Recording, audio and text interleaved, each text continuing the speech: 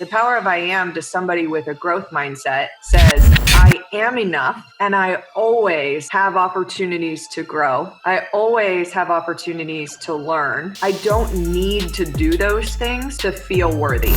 I personally can't freaking stand it when the masses, and I'm talking about particularly women, because this phrase has been aimed at women predominantly, when they feel like I do not need to change as a person versus I just want the entire world to accept me.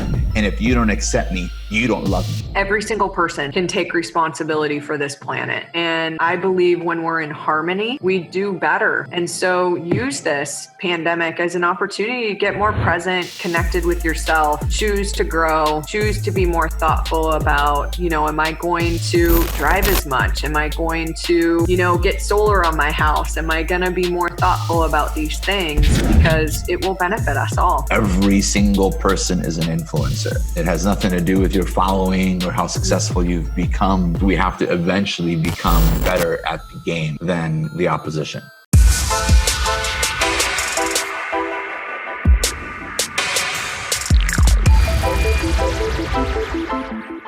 All right, hey, what's up, guys? Welcome to another episode of Stronger, Smarter, Richer. I have not only an admirable guest on the show today, but also somebody who's become one of my good friends over the past few months. And I want to welcome Kelly Resendez to the SSR show. Hey, Kelly, how are you? Hi, I'm super excited to be here. Cool. Thank you. I'm going to tell you guys just a little bit about Kelly, and then we'll get started here. Take a look at my notes. Kelly is a nationally known speaker. She has spoken on multiple stages throughout the country on personal development topics and other topics about both life and business. She is the founder of the Big Voices organization. Also, she's an author of a book called Foundation to Sustainable Success. And she has another one on the way, even more powerful, I think, called The Worthiness Formula. She has held multiple executive level positions in the corporate world and is currently executive vice president for Lone Pal here in California. On top of all of these things going on, she's also the mother of two amazing children. Kelly, all of that speaks for itself. Thank you so much for joining me. Absolutely.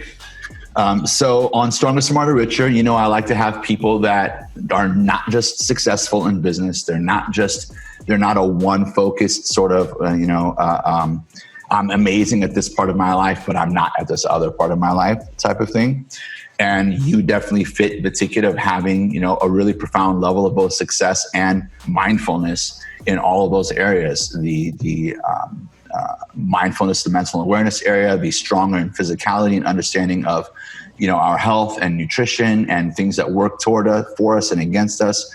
And you definitely have an amazing track record in the business world at the same time. So I want to start out with kind of a sensitive topic. I don't know if it's not really a sensitive topic, but I think it's a topic that I feel has pros and cons to it. And it's a topic of inequality. Now, not to say that, this is the question that I'm gearing toward only women guests alone, because I think I should be asking the same question to men too. Yeah. But is inequality in the business environment still as real as it was? Or are people using the idea of inequality for sort of an attention or special treatment? Yeah, great question. I mean, probably one of the most intriguing questions that's out there in the business world today, because we know that people are equally educated. When you look at the dynamics between men and women, women are actually outpacing men now in obtaining degrees, and it's becoming more and more common that women are in the workforce. What's not equal is the distribution of women at the higher board level, executive level seats. And I would say, is it an inequality issue, or is it just more of a cultural challenge? Because I know, being a mother, when I was making the decision, career-wise, there was a lot to consider. Like, I had to be okay with having a nanny. I had to be okay missing a lot of things that my kids were doing. I had to be okay when they looked at me and said, why can't you go on my field trip? And those are all challenging things as women that we face. And so I think a large part of this is that women are unwilling to trade their work-life balance to go into higher level roles. And so I think it's a combination between women not applying and wanting to do that, because you hear this whole, you got to be grinding. Well, when you hear that, for me as a woman, in my feminine energy, I'm all about being. Like, I'm all about connection. I'm all about, really being present and making a bigger impact in the world. I'm not about grinding. And so if the company that I'm working for really values grinding or, constantly working or whatnot, I'm not going to raise my hand to get to this next level. There are companies out there that really promote work-life balance, that really promote that deeper understanding of what it's like to be a parent or to have a life outside of work. So I think there's that, on top of this fact that, there's a lot of inequality just simply because the Me Too movement has made men so wary of spending time with women. I know, in my organization, we, when you see two executives go out to lunch together, if they're two men, or just play pickleball together or spend time together, you don't even think twice about it. If I were doing that same thing with another executive, people would be asking questions like, why are you going out to lunch with them? Well, I'm missing out on a lot of mentorship just simply because men that are at maybe higher levels than me or whatnot might just know I should keep a boundary here, where they're not worried about those boundaries with men. And so I think that we have a lot of cultural shifts that need to occur in order for this to be an equal playing field. Number one, men and women both need to, if you've got a dual income household, need to equally distribute responsibility. Well, a lot of that is women letting go. Because I can tell you, I have a lot of friends that are like, oh, my husband doesn't do this as well as I do. It's like, well, duh, but you can't complain about it then, right? So if you're like, I'm always doing this, I'm always doing that, but you never give him an opportunity to do something maybe not as good as you. So we've got to let go. So the women need to let go and the men need to step up. And when we get to that place, I think that's the only time that we're going to see things change, because right now women are unwilling to sacrifice their self-care, their time with their kids, because we are nurturers at our core. So we've got to learn how to be able to be successful and do that in tandem. And I'm so grateful because, our founder of our company, Hayes Barnard's mom, still works at our company. Oh, wow. And he was raised by a single mother. So Hayes, from day one, I've been with him for 9 years now, has always been about family. Like, has always been about, we get it. We understand. Like, you're in a season where this is the way that your life is going to be. Sure. Then there's other seasons. My kids are teenagers, so I can travel. I can do these things, but they also appreciated when they weren't that I wasn't going to be able to as much. So it really just depends on the company that you work for and the culture. But to get to equality, it is a long road. Yeah, I don't think it's and I want to touch on it. I'm going to go back and revisit some of the things that you said. I'm going to pick on you a little bit more. Yeah. But I don't know if there is a such thing as equality, because that would mean that possibly men and women would have to have the same makeup as beings. You know what Absolutely. I'm saying? So maybe it's just more understanding. Yeah, along the way. And value, because if I look at masculine energy, right, we need so much masculine, there you go. We need so much masculine energy to get things done, but we need feminine energy to understand the broader effect on the world. I work at a world positive company, which means we want to make a bigger difference in, the green energy space so that we can do something about, healing the earth, that kind of thing. If I work for a company that is putting sugar products into children, I need women on the board that are going to say, wait a minute, child obesity is already on a rise. We need to be thoughtful. Yeah, we can get a lot of revenue. This is great, but we need to be more thoughtful about the overall impact. And that feminine energy is what allows that to happen. And we have both, right? Men and women have both. I can see that. I think when it comes to that, and I'm going to pick on you for just one thing that you mentioned earlier, I really think that the way to defeat, that whole stop advertising sugar water and e-cigs to kids with bubblegum flavors. Come on. Yeah. Who are you fooling? Is to outdo them. Is to sort of that gladiator phrase, win the crowd and you shall have your freedom. Mm-hmm. Is to create the awareness around this is actually what's cool, not that. Yeah. This is actually what's more fun. This is actually what gives you energy. This is what gives you life, not that. And I think what it really means is we're gonna have to beat those organizations at their own game, which is advertising, awareness, our engagements with that community, events, like they were gonna have to show up at parties, and you know what I mean, like all these things. Yeah. But you mentioned earlier the hustle. If they're expecting me to hustle or to grind, and that because from an outside perspective, that's what it looks like to me that you're doing. Look at the list of things I just mentioned about you. Yeah. Well, there's a lot of people out there going, okay, great. So she can do that. I'm not built like that. Yeah. Right. And then that person is going and complaining how it's an unequal world. Yeah. So what I just described makes you seem like a new world hustler. Yeah. So what's the deal there? Yeah, I would tell you that it took a lot. I was a grinder. I was absolutely a workaholic. My fuel was achievement, proving to other people my worth. My fuel was being really productive, and it served me very well. At a very early age, I was super successful in the mortgage industry, and to anyone else from the outside would have looked like I had it all, but I was pushing myself. I was deteriorating physically.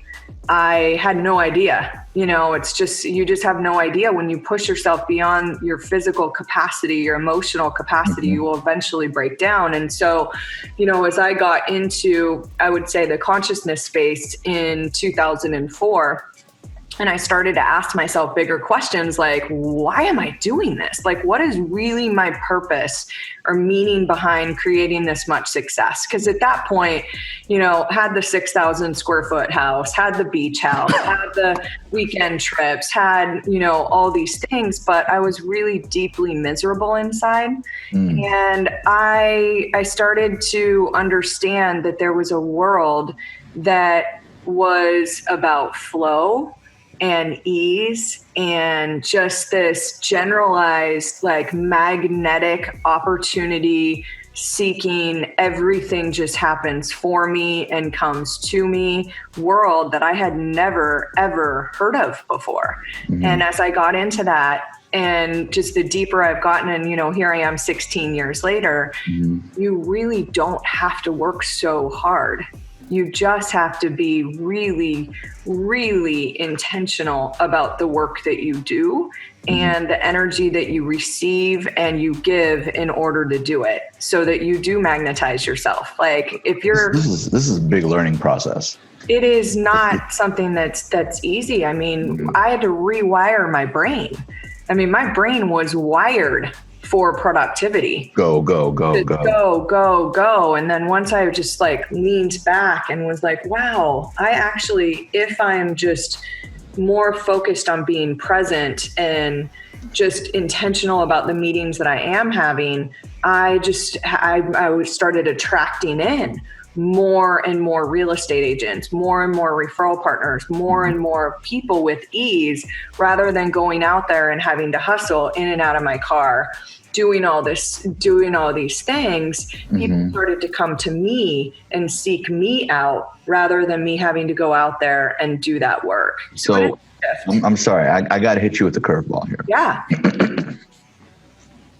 Because, I think that you reached a level of self-awareness and kind of like in your own internal spirituality in these ideas, that I think that's one of the reasons, that drew me to listening to some of the things you were talking about, because we were talking business one minute, but then I'd be like, I have a question for you. Right? However, would you say that you would not be at this level had you not gone through that pushing hard work breakdown phase? Yeah, I don't know the answer to that, because life happens for us. I love that, that idea, that mindset. I think we never know where it came from, whether it's Byron Katie or Tony Robbins or whoever was the first to really put that out there. But life definitely happened for me in that regard, because I hit a wall, and it was just, wow, hit a wall where I could not go any further with that fuel. And it was my time to wake up. And then over the last 16 years, I've helped many people wake up at the time that was right for them.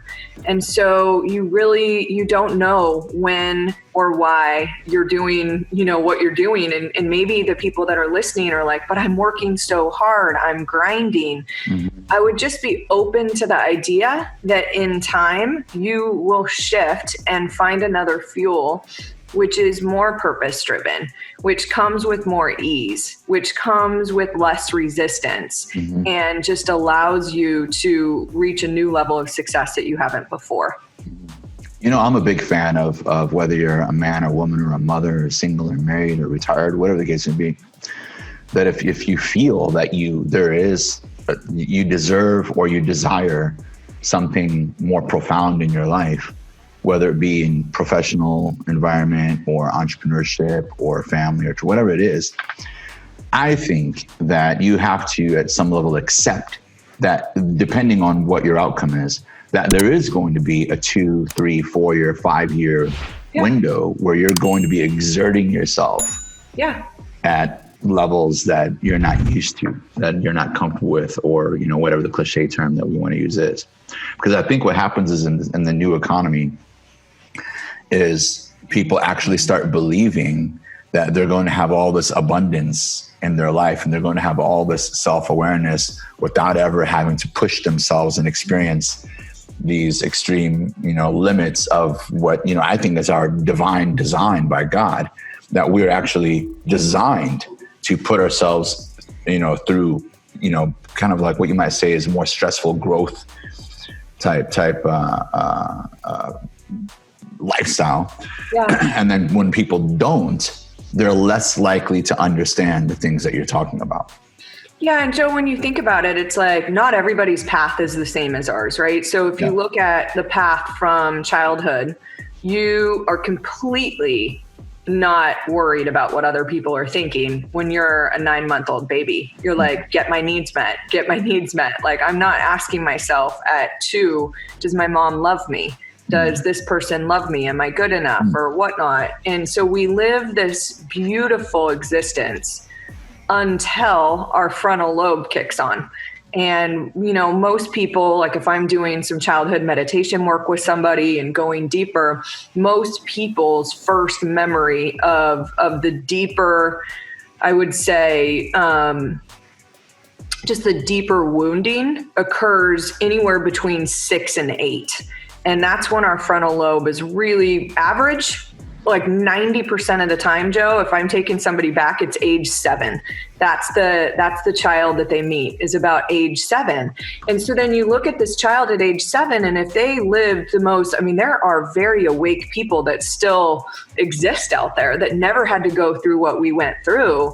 But most of us had some programming that's pretty darn faulty, right? And I love my parents to death. They, I'm so grateful for them. They weren't the type of parents that said, you're not good enough. You're not, there was never anything. It was always, you're better than. And that comes with its own set of challenges that my programming created, because it meant that I always had to be proving, always had to be showing. Everything was external. I needed so much attention. And like with anything, you might get a little bit of attention, but over time you normalize it and you need more and more and more and more. And so everybody's path is different, and it comes at different ages. And there's a lot of hormones that have to do with it.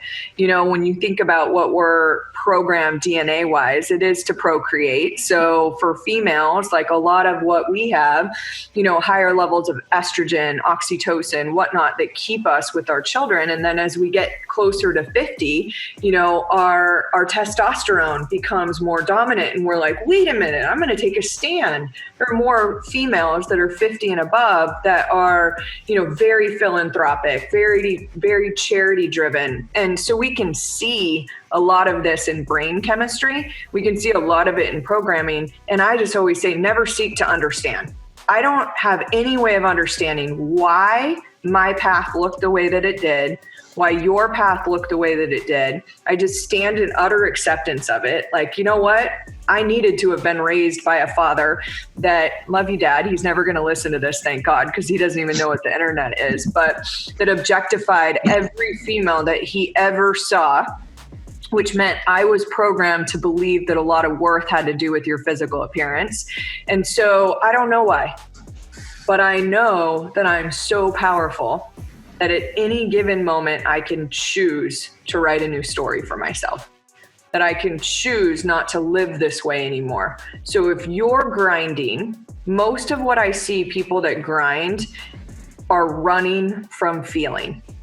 And that's what you've got to get into, is you have to learn how to sit in the fire. And now COVID has just given us this huge opportunity of isolation and loneliness and lack of connectivity like we had before, to sit in the fire with this feeling of, what is it really like to experience just me? Nothing else, just me. Am I really solid? Or am I doing to get a little bit of my worth still? So it's been for me, I had to excavate some more. I had to find some things that in a perfect situation where life was just going on, moving, I didn't see that I still had some edges. So I'm so grateful for COVID that it opened this up. Yeah, I think it woke me up a lot too. And both of those things that you mentioned, am I working hard for significance or to fit in? And am I really, really avoiding feelings and emotional attachment? Both of those things have been happening to me, particularly in my career over the past 5 to 7 years. Yeah. Because I'm possibly reaching that more mature age where I'm like, now it's no longer puttering around. It's like you made a promise, you left your family, you did all these things, for the promise of massive success. So where is it? Yeah. And you sacrifice a part of yourself when you become that extreme. And I'm not saying that that's bad or good. I think you actually described it best, again, for maybe I didn't understand that. It wasn't always asking why did I do that? Why did I do that? But more so as I did it. Yeah. I'm accepting it. I did it. I'm going to be pretty honest about why I did it. Yeah. And so stopping, what prevented me from slipping into even miniature forms of depression was just through our adversities, I had learned to become more honest more quickly. Yeah. That I created this. For sure. By design. I blueprinted this process. All that, whatever loneliness I'm feeling or whatever anger I feel, in the community or whatever the case may be in business, it's actually manifested through the narrow scope of things that I've focused on.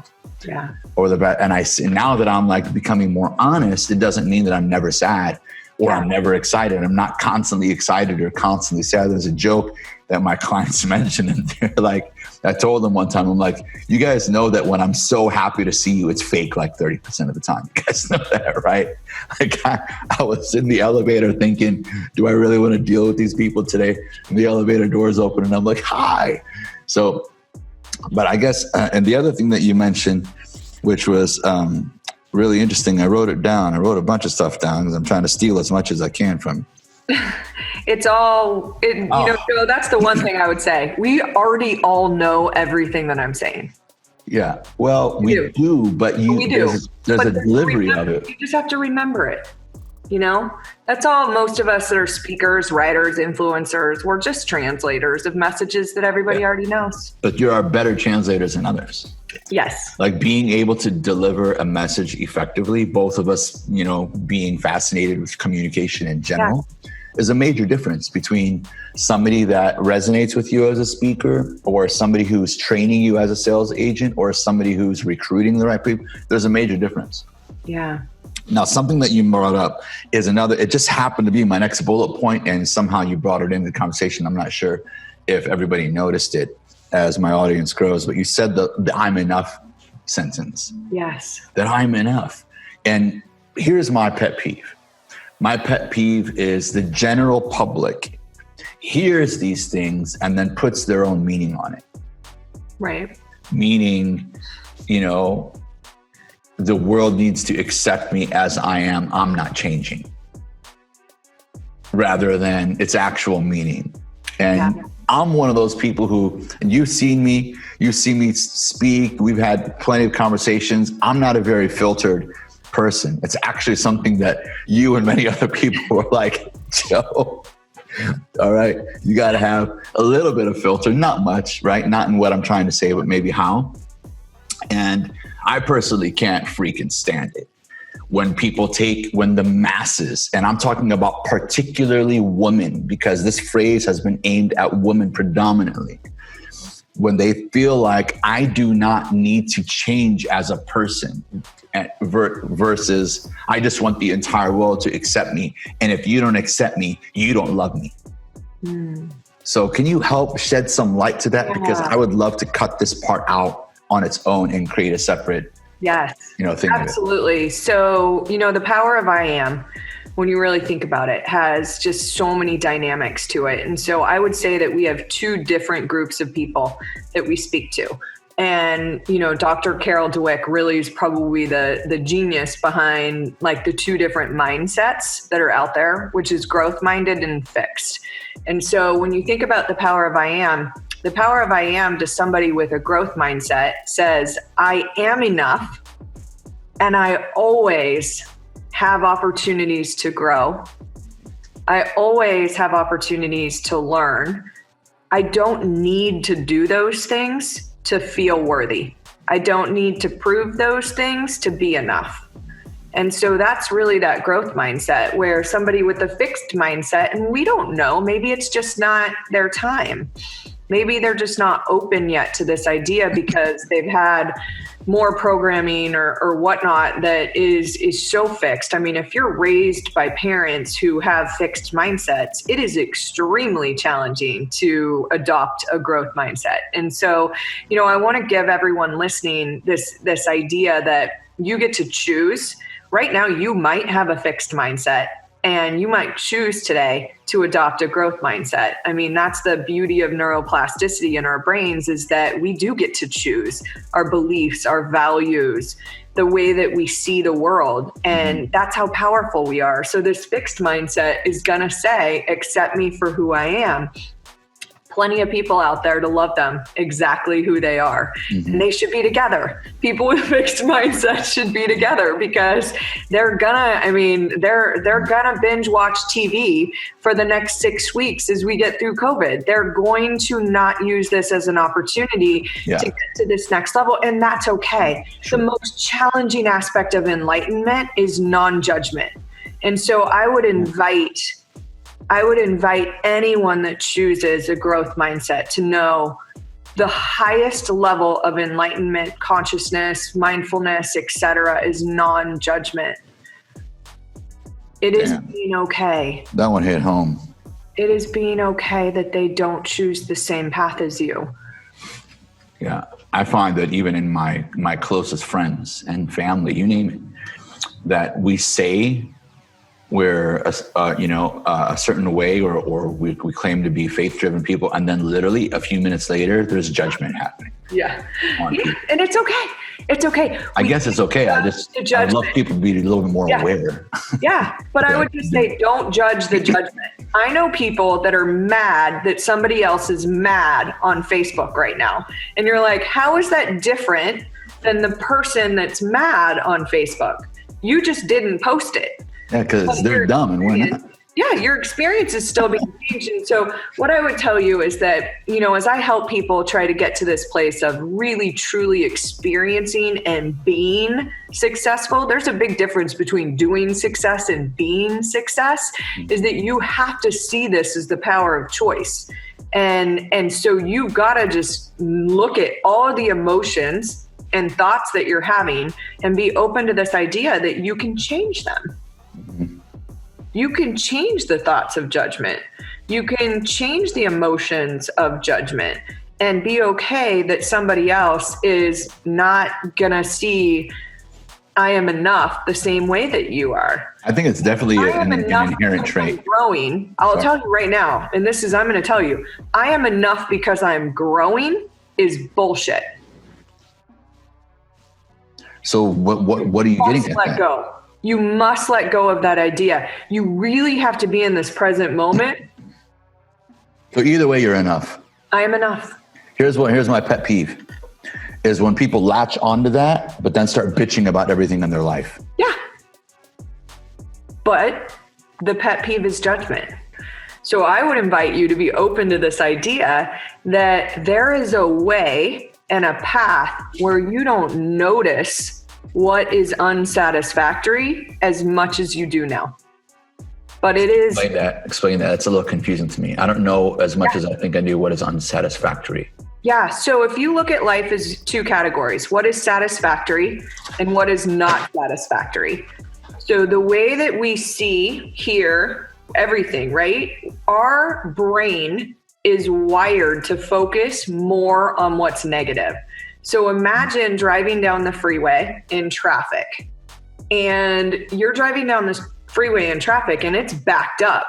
That is unsatisfactory to you. You notice it. You focus on it. You might get anxiety because you might be late.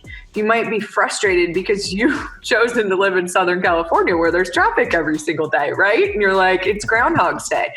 When traffic is moving, when traffic is moving and an amazing car next to you, like uses their blinker perfectly and merges perfectly in front of you, you don't even notice it. Mm-hmm. It's satisfactory, but you don't even notice it. And so you have to train your brain. Part of this experiencing more joy and being in success is shifting your focus to what's satisfactory more than what's not satisfactory. The pet peeve is unsatisfactory. So now it's like, well, how do I focus more on what Joe does great? Mm-hmm. Is I just have to, be present and actually take note of it. One of Joe Dispenza, I was doing a meditation with him this morning, and he said, we need to linger on gratitude more. And it really hit home. Like, what does that really mean to linger in gratitude more? It's priming your focus on what's satisfactory. And you got to just take time to do it. Because if you're grinding, you're working hard, how often do you just stop to say, like, I've seen the view from your condo, if you just sat there more and we're like, I'm just going to sit in the feeling of what it's like to be in this view right now. Mm-hmm. And be still.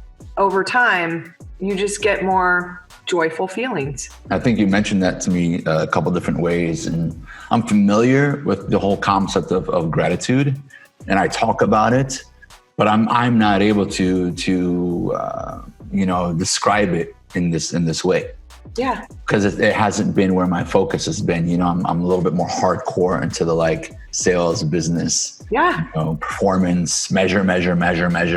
Yeah. Now, I'm going to flip the scenario around, and I wasn't planning on doing this, but I want the audience to experience this with me, and I'm sure you have. What about when you've done a lot of amazing things, unbelievable things in your life, and some of the people who are closest to you only come out of the woodwork to give you attention when you fall? The negativity, you are the subject. Yeah. So for me, moving to California voluntarily, living in my car for months and months, not for asking any favors or anything from my family or friends. A few here and there actually really did step in on their own and help me out, which was really cool. And then building up, getting into the mortgage business and learning and growing, and then making, well over $1 million. And then because of the last recession, taking a hit. And then when you take a hit, everybody comes out to try to figure out what your mistakes were.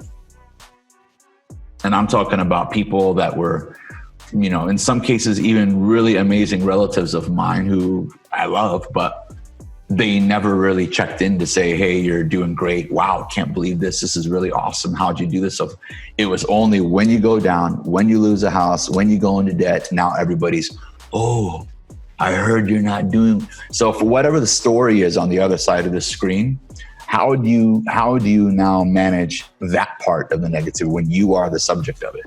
Yeah. So first question I'm going to ask you, just because I want to start with this, is from a curiosity standpoint, what would be your hypothesis of why they would show up when you were having problems? It may just be a human thing that what you mentioned earlier, we're more likely to notice the negative than we are the positive. Yeah. And I think at some level, and I don't think this is intentional, but I think even your loved ones feel possibly better about their situation or what their accomplishments are. Yeah. Seeing somebody close to them go through a tough time. Right. Kind of like, see, we're not so bad after all, are we? Yeah. So I would say from a psychology standpoint, people love to solve problems. Our brain loves to solve problems. Other people's problems. Other people's problems a lot. The masculine loves it. Loves it.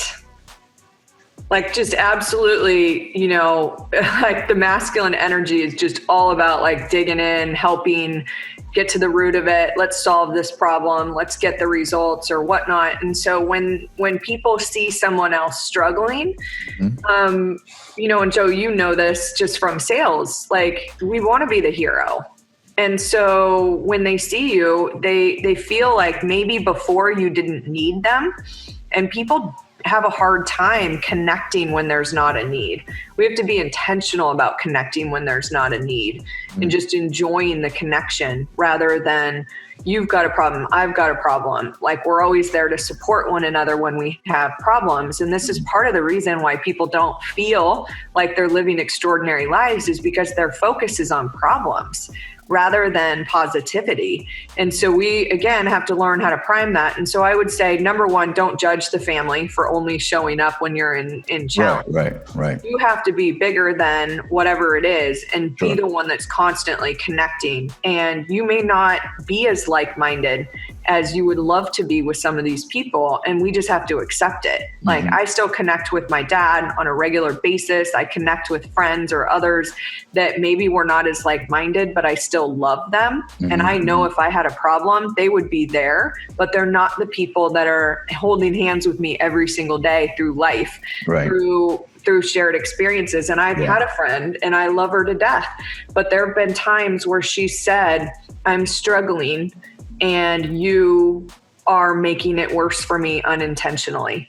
Your success, your flow, your focus on what's satisfactory is making my depression or challenges compound in my life. And with all the love in the world, it's not you, it's me. I know this is work that I need to do. And, I'm so blessed that I have friends that are that aware that can do that, because otherwise I would have been telling myself a story about why she wasn't as close to me in that season. And she's back, and, but it is, I would say sitting in the seat of awareness that I'm self-aware, but I'm also aware that I should take other people at face value and just be grateful that they're there to show up if I do have a problem and not overthink it. Like they only show up because they're actually stepping on me right now. They love it that I'm failing. And maybe they do or they don't, it doesn't even make any difference. But again, we get to control our own experience. Yeah, I would say it wasn't until recently that I started to feel some of the things that you were explaining. And I the way I think I wrote it, online was, it's not fair to other people to expect them to see your story or your vision the way that you do. And that you might be being, when you think someone's attacking you, you may actually be unfair at how they show, and how they choose to show up. Yeah. But I will say, go ahead. I will say, so, my life is all about creating flow. And what gets us out of flow is resistance. Those thoughts and stories that we tell ourselves create the resistance. So we will get more of those people showing up. When we learn, and this again, it's all brain rewiring, when we learn to focus on what we're really trying to create, what we really envision, which is, for me, raising 2 teenagers, my vision is to have deep, meaningful connections with my children one day. My 15-year-old wants to play Xbox all day. Like, there's not a lot of meaningful connection. So I could be resisting this and be miserable in it, right? Or I can just be accepting that there's going to be a season. And when I no longer push or do to get more connected, he comes to me.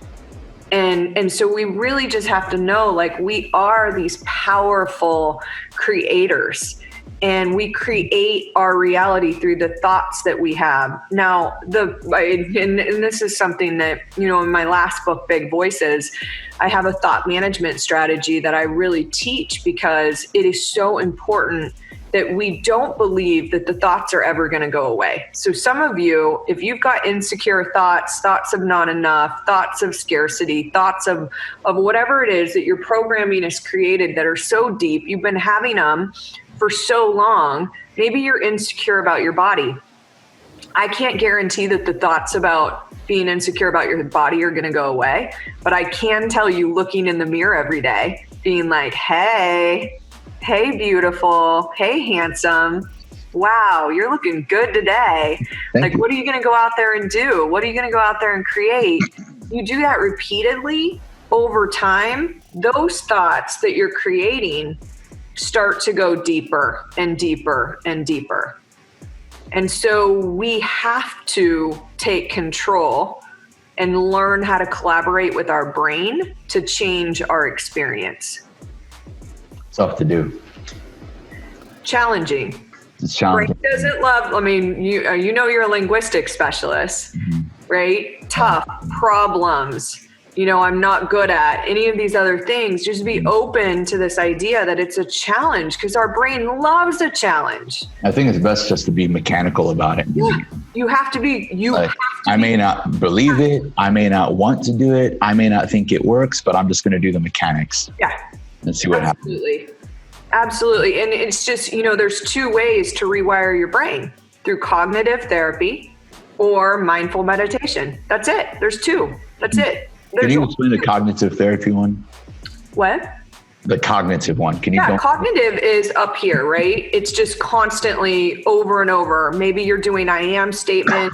Maybe you're talking about the negative feelings, bringing them out of the darkness. You're replacing them with new ones. You're being very intentional about what you do. You can do that. It takes longer. Where mindful meditation goes deeper into, I would say your lower heart, like where the wounds exist, finding the aspects of yourself or the inner child that needs healing or needs comforting or whatever it is, and really understanding what that looks like. And I'll tell you, I'm very type A. I am that person that would have never in a million years thought that when I started doing mindful meditation, that I would be able to see the aspects and the wounds of myself that caused some of the thoughts and programming that were leading my life. And how does it come to you? Like what's happening? How does it come to you?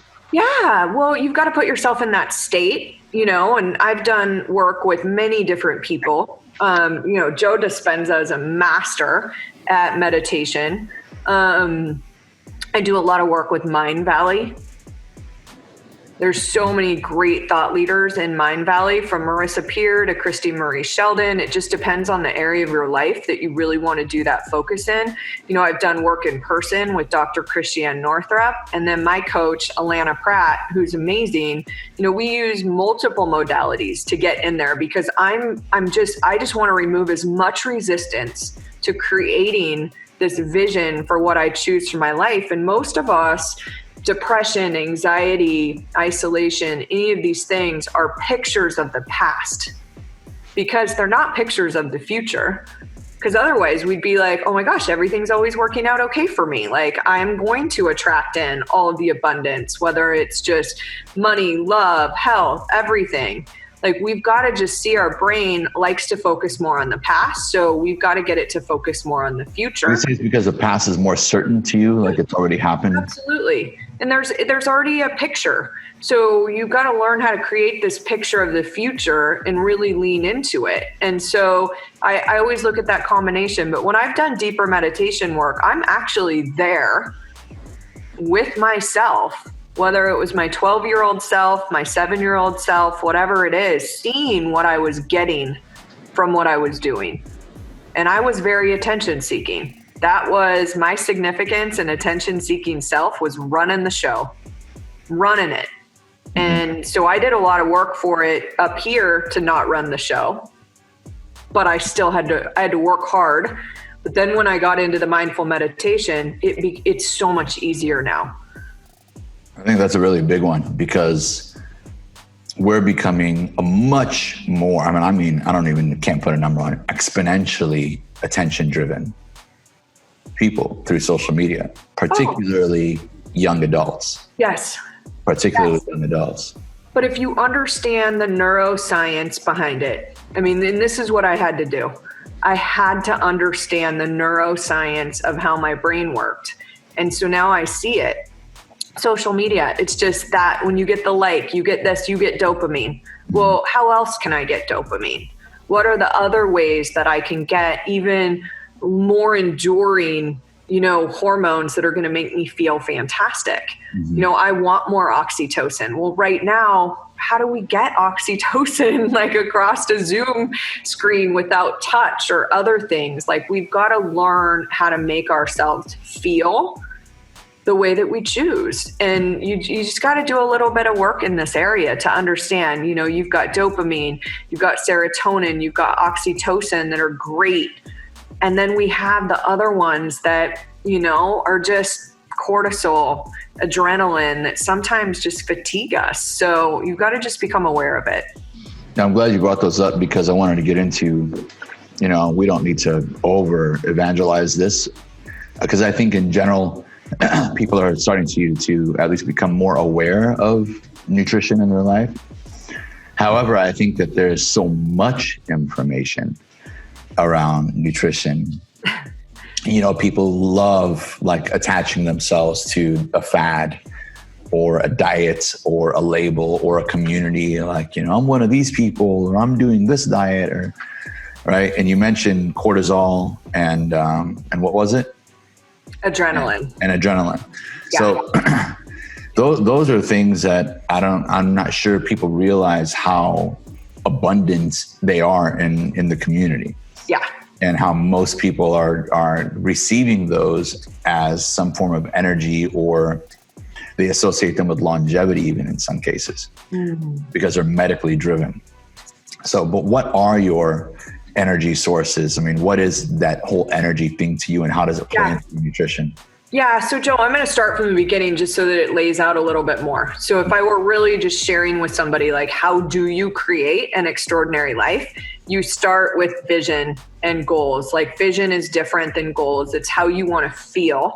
So if your vision for your health is, I want to feel energized, I want to feel youthful, I want to feel all of these things, you've got to start there. Most people don't know how they really want to feel. They know how they want to look, right? That external, but start with how you want to feel. And then you're going to be able to create some goals around that. Sleep, other things are going to get you there. So it's vision, goals. Then you have to have the right mindset around it. Really, you have to have the right mindset around health. We have a lot of food addicts that are probably listening right now, and you nailed it. Information is not the key. It's not, because 20 years ago, I was still seeing, maybe a handwritten, lose 10 pounds in 10 days diet getting handed around. Now the internet, you've got coaches online, you've got workouts online. There's so much out there that you could choose to be doing, and most people aren't.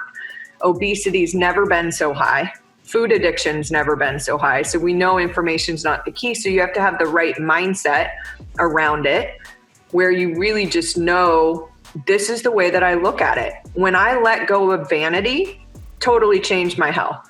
When I talk about attracting in what I needed to become healthy and energized, one of my mentors, his name's Scott Harris. Scott used to run Tony Robbins' retreat in Fiji. And Scott also is probably one of the only ones that's on stage with Tony at most of his events. And Scott ended up coming to my home with me in Bodega Bay in December 2003. And I got trapped in a house with him for 4 days because it was pouring outside. And Scott told me everything that there is to know about vitality. I'd never thought about vitality before as a feeling state. And so as I opened up and attracted this person into my life, all of a sudden I was like, I had been in a prison of where food gave me energy before from an emotional standpoint. And I had to completely detach, where I'm like, food is just physical energy for me now. And so that was the mindset that I adopted.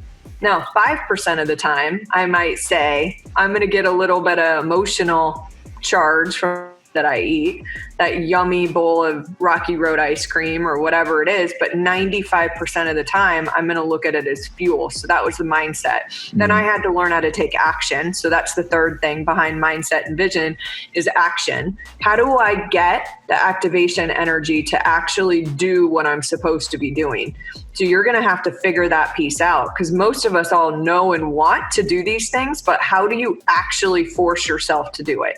So you got to discover that. Excuse me. An example of activation energy? Yeah. Activation energy would be, I wake up in the morning. How do I actually get myself to work out, to meditate, to go for a walk, to go to the grocery store to buy healthy foods, that kind of thing? Because we're lazy. We are so lazy as humans. Like we just, most of us rely on deadlines to get stuff done now. And so there is no deadline on your health. Like if your doctor said you're dying, if you don't do something, you're going to have more activation energy than you're 40 something years old. And you're like, there's plenty of time. Well, no, it's right now. So then the fourth piece is energy. And so how I look at energy, sorry, it took a minute to get there, but it's so important that you see it in this series, because energy is what gets you to your vision.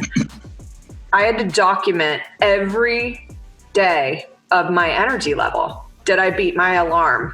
Was I fatigued when I woke up? When I'm having a conversation with somebody, do I have more energy or less? Like, how do I make sure? And Brendan Bouchard talks about us being like a power plant, which I love that analogy, because a power plant doesn't start with any energy at all. It must create it.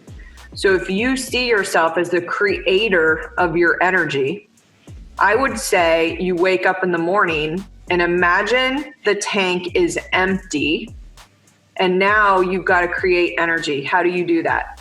I got to drink my water. If I do my morning ritual, I'm going to have more energy. If I put myself into this state of knowing who I want to be today, I am healthy, I am disciplined, I am, basically an opportunity creator, then we're going to be able to see it more. Then you look at the food that you eat. Like, it takes your body more to digest certain foods. Well, I'm going to lose energy if that's the case. So I better just feed it the best, most pure food sources that are out there. And then just discover, like, as you go through every single day, like if I eat eggs, I'm tired when I wake up. My body it has an inflammatory response to eggs. It does not digest as well. So I might choose to eat eggs once a month because I still love them. But I look at energy as just the source of my life. And so when I exercise typically 7 days a week because I get more energy doing it. And then if I combine it with connection, like with a friend, I even get more. And so you can kind of just see this energy thing as being like your fuel every single day. When you don't have this energy, when your cup is low, you will use adrenaline, you will use cortisol to get to that next level, which are not designed. Those are for when you're being chased out on the safari desert by a crazy animal. And I don't know about you, but I haven't been in very many life or death situations, but most of us we run that way and people don't even see it. I can see when somebody's running on adrenaline, and it's the ego, right? It's just the ego is just running the show. You don't even know it because it's pushing you past your capacity. So figure out what your human capacity is for energy. Like you might be able to work 10 hours a day. I can't. But I can tell you my 8 or 9 hours a day that I work is super focused because I'm in it in that season and really attentive and present to whatever it is that I'm doing. Mm-hmm. That's one of the challenges I have for sure is, if I were to try to understand it better and maybe other people can relate, it's one of my challenges being intimately involved in multiple organizations in one day. Tends to make me fragmented. Yeah. Because and that's actually what drags on my day more so, and then of course some of the new projects I'm doing. But I'm looking for a way to better manage that too, because already, and I know there's a lot of guys especially that can relate because we tend to be a little bit worse in this area. Already my organizational skills are not my highest quality. Right. And then on top of that, you're talking about organizing, intentional information for multiple families at one time. Yeah. Per se. So that's super challenging. Any advice on that? Yeah, I would just say transitions are really important. Just having some time to transition from one thing. Most of us are like doing email, calls, meetings, everything all in tandem with no transition.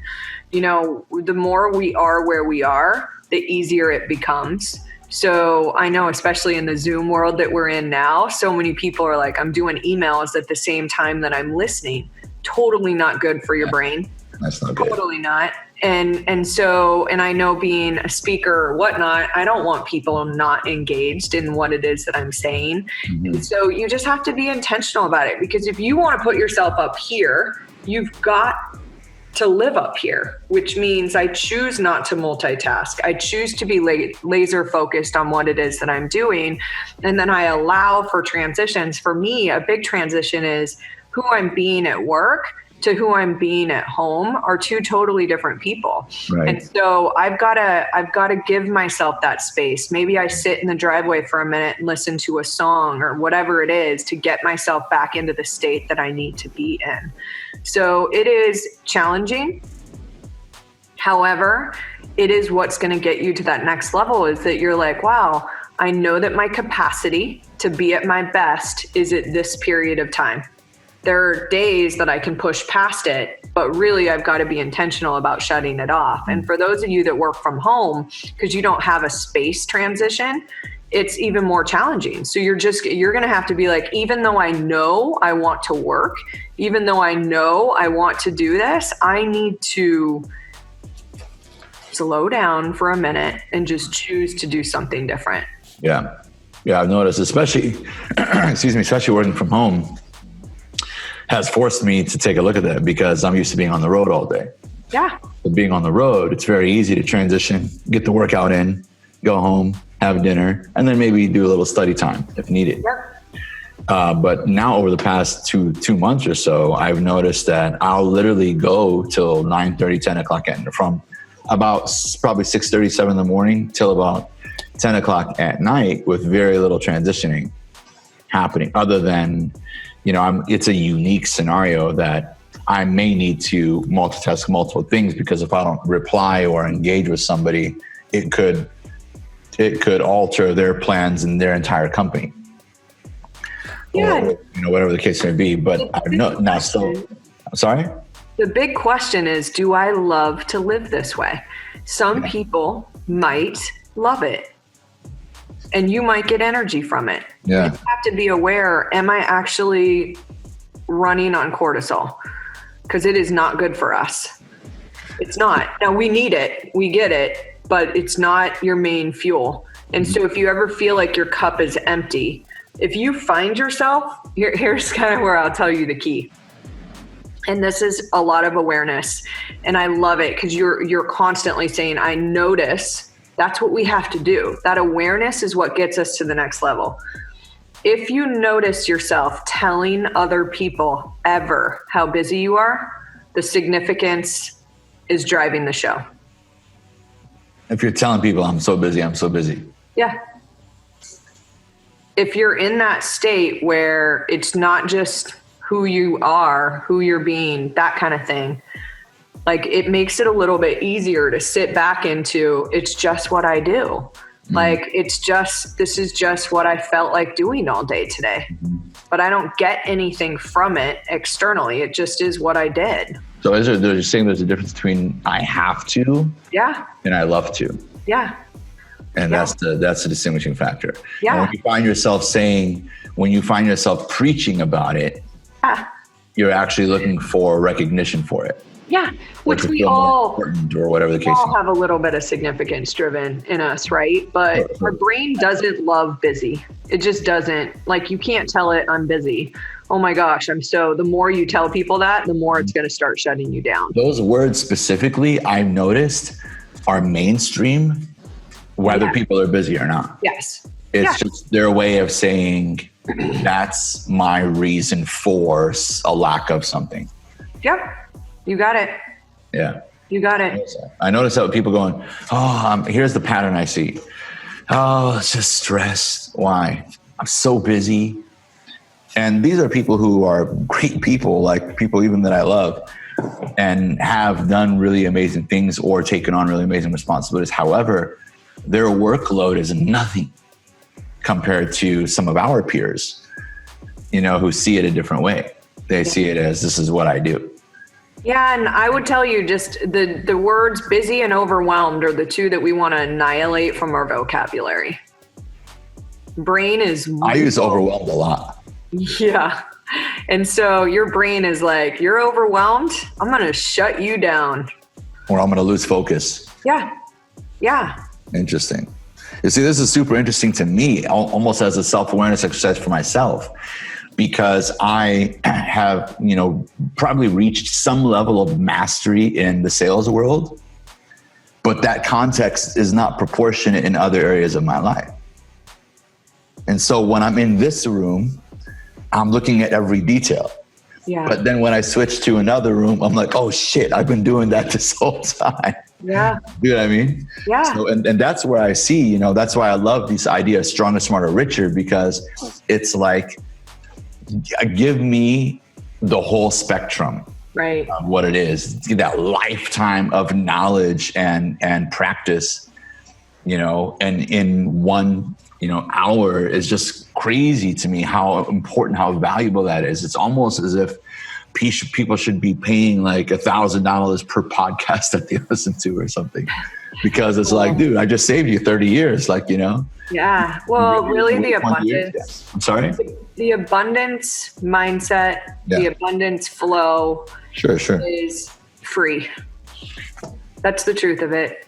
Of course. Yeah. I didn't actually mean to be charging. No, But at the same time, I get very, very frustrated when I see a smart individual, a person who I've seen, very intelligent, come and say, repetitively about the same thing in their life. Repetitively, I'm not sure what to do. When at the same time, there's so much access out there.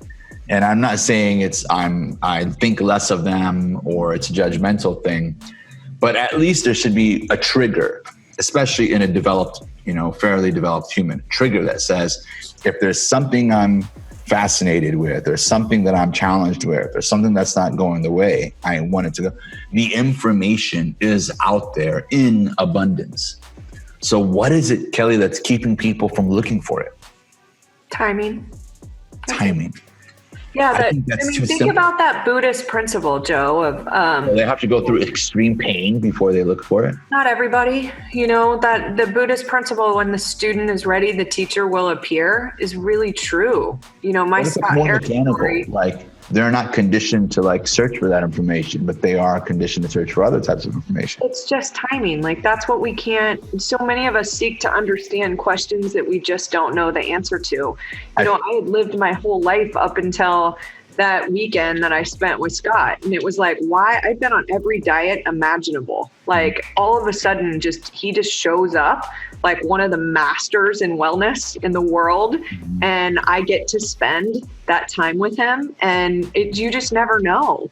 I mean, you never know when that next lesson, because I've learned a lot of lessons, but then new ones just keep showing up. Like we can't ever wonder, like, why? Like, when is it going to happen? Because just when I think that I'm at a level of enlightenment, something else happens, and then something else happens. Then at what level is somebody consciously responsible for the life that they're living? If it's just, if I feel like if I tell somebody it's timing, they're just going to keep waiting. Yeah, but I would just say that like consciousness is a spectrum. So you might be conscious enough to be ready for this today, and tomorrow it's something more. I mean, we just need to seek more stillness and seek more in just sitting in the fire with our feeling and not running from whatever it is that we're experiencing, and more levels of enlightenment will open up for you. But like, it just is like, a lot of people are afraid to let go of productivity being the predominant driver or achievement, because they're fearful that there's not going to be enough opportunity for them if they do. And so convincing somebody is not what myself or you or anyone needs to do. And we don't know if it's going to come from pain or just maybe the right event, or maybe the right translator says something, or the right relationship opens up for them and they want to be different, or whatever it is. Like, we just don't know the answer to that. But what I do know to be true is that I can't judge other people that aren't ready yet. Yeah, that's definitely not the case. You can't do that. Can you be a little bit more, and I'll let you go here in a little bit, but I'm sort of milking the situation a little bit. Can you tell me what let go means? Just let go. What does that mean? Let go of responsibility? What do you mean by let go? Yeah, letting go. I feel like when you say let go, it's like just trust the universe, you know? And I'm a big fan of like, I know that that's true. And I do have a strong faith in God as well. At least I feel that I do. But at the same time, shit doesn't get done unless I take charge sometimes. What do you mean? Yeah, letting go to me is a state of surrender, like total knowing that everything's always working out okay for me. So no matter what I face, I know that what is meant to be for me is best for other people too. And so it doesn't mean that I don't show up every day and do my best. But what it means is that I need to notice opportunities more. I need to be present to this idea and celebrate when I do have signs that I'm on the right path, or people come into my life or whatnot. Like, when we're magnetized to opportunity, we don't have to work as hard. And so I let go of this idea that my hard work is what creates success. It's one of the top abundance blocks. If I believe that my hard work, there you go. If my hard work is what creates success, I will always have to work hard. If I believe money comes to me just because of who I am, there's just a lot more ease in it. Mm-hmm. So, you know, with purpose, with passion, whatnot, like results come. They do.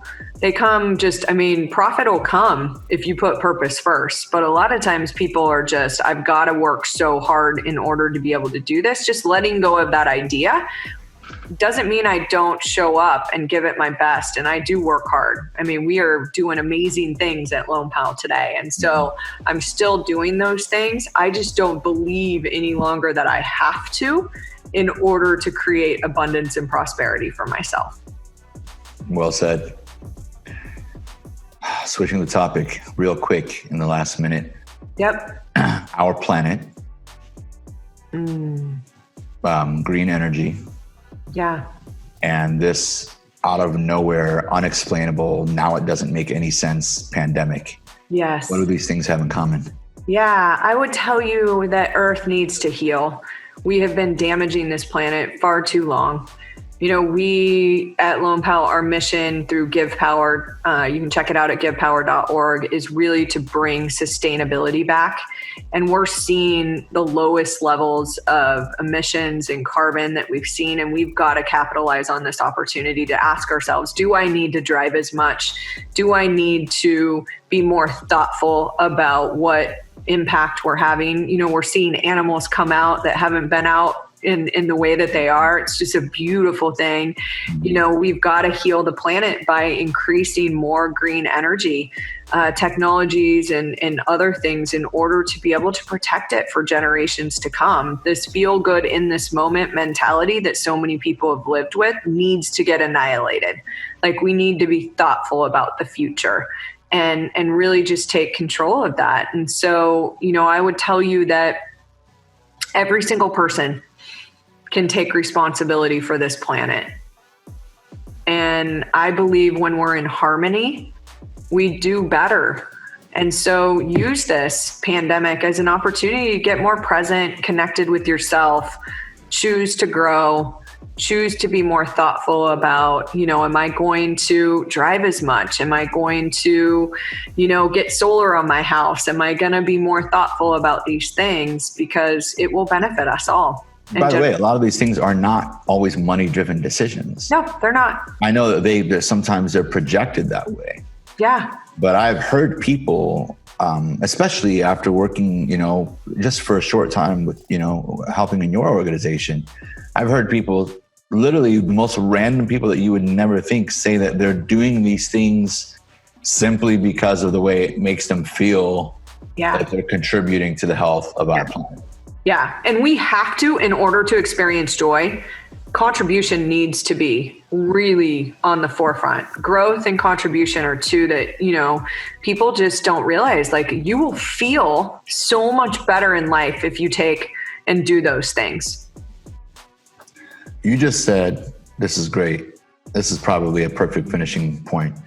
You just said that two of the most important things to experience in life are growth and contribution.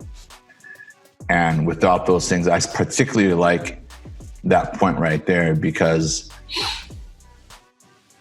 for myself, and now I'm able to identify others, whenever I feel that they're complaining, they're not happy, they're having marital issues, or they're losing track of their health, or they're unhappy with their work, or all of a sudden they have drama, right?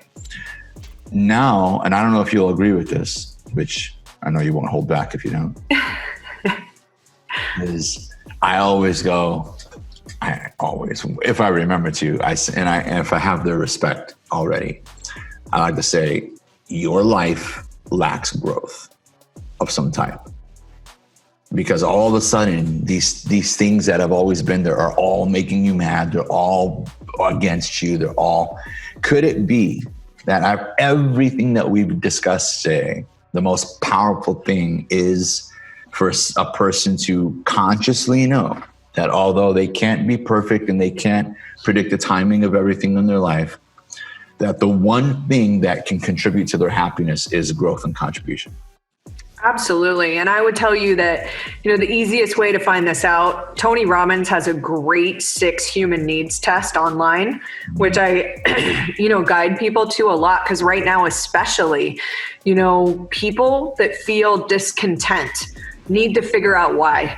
And so when you look at our basic needs, you know, we do have that need for growth. We do have that need for contribution, but we also have a need for certainty and uncertainty. And that balance between the two, we always have to be watching, right? So in connection, things like that, we've got to I would say the most important thing, growth is a big piece of the recipe, is owning our experience. And we can own our experience by understanding how to collaborate better with our brain understanding what our needs are. And yeah, absolutely. Like we've got to choose growth. Like if we don't choose growth, like we're going to just stay stagnant. And if you want to stay stagnant, you might be happy today, but that happiness, homostasis, we know it wears off. Mm-hmm. We know it does. I think people become, we're at some level socially conditioned that you get the job, you get this, you get your family, you get a kid, right? Oh. You get all those things, and then you just cruise control until you retire. That complacency, that mediocrity will kill you. It's like the fountain of unhappiness. Yes, absolutely. At some time. And I see that, and I don't, I wish. And this is probably one thing that you and I have connected on before. I told everybody out there, like, everybody's out there trying to inspire us and trying to get us to do this and trying to get us to meditate and trying to get right. And I'm like, there's not enough of us. And like, well, what do you mean? It's everywhere. I'm like, no, dude, media is everywhere. Negativity is everywhere. Hate is everywhere. Discrimination is everywhere. Satan, it's all everywhere. I'm like, we're still way outnumbered. We are. Yeah. And maybe one thing to ask, the audience, which are basically just friends that we haven't met yet, is to this idea, this concept, if you're an influencer or you're successful or you have a voice. I think this is what you were getting at with a lot of your literature and your programs earlier, is that every single person is an influencer. It has nothing to do with your following or how successful you've become. We have to eventually become better at the game than the opposition. Yes. Otherwise, and we'll never completely fix this world. That's not the way it's going to be. I don't even think there would be a God if that were the case. But there are a lot of things that we can fix, and starting with yourself, like many of the topics that we talked about today. And then outward, how can you grow and contribute to the people, the world, or the environment around you? Big takeaways. And it doesn't have to be $1 million thing. It can be whatever level people can handle. This is like the epitome, episode of Stronger, Smarter, and Richer, like all combined in one, which is what I was hoping for. With my guests, because there's a lot of very cool people out there who are extreme experts in one thing, but haven't really explored or gotten a good taste of other areas of life or business. So I want to thank you again. Even on the weekend, you came through, spent some time with me, and for all your knowledge, your time, for the experiences that you've gone through, for the transparency that you've given us about your own life, for the things that you continue to do and so forth. And I know there's going to be, probably a good number of people who either want to reach out or look for your new book that's coming out, or the ones that you've already written. Is there a really, really simple way that they can check you out and get in touch? Absolutely. Probably the easiest thing is just go to kellyresendez.com. And that's going to take you down one or two paths. So I've got both the Foundation to Sustainable Success platform and Big Voices as well. So you can find either there. And then if you want to, potentially just look at going a little deeper in finding your big voice, you can take the quiz at bigvoicesrisequiz.com. And I've got some free goodies for you there, managing stress and really just kind of creating that life that you choose for yourself if you want to write a new story. Awesome. Yeah. Thank you so much, Joe. Thank you. I'll let you know the rest of your day. I will see you soon, and I'll let you know when we've cranked this out. All right. Awesome. Thank you, everybody who's joining us. If you haven't checked out Kelly, do it now so that you don't forget. It's on your mind. It'll slip away fast. Reach out and take advantage of some of the resources she has out there for you. Thank you all. God bless. I'll see you soon.